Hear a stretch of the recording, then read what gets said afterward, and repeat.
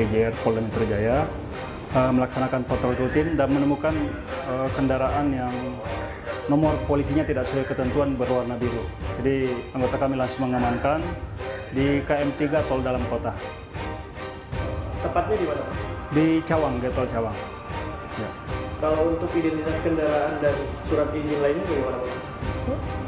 Kendaraan tersebut kami sudah cek terdaftar dengan nomor polisi B, jenis kendaraan Pajero Sport. Tapi di sini pada saat ditemukan pelanggaran yang bersangkutan tidak dapat menunjukkan STNK, tapi malah menunjukkan semacam STNK tapi tidak jelas yang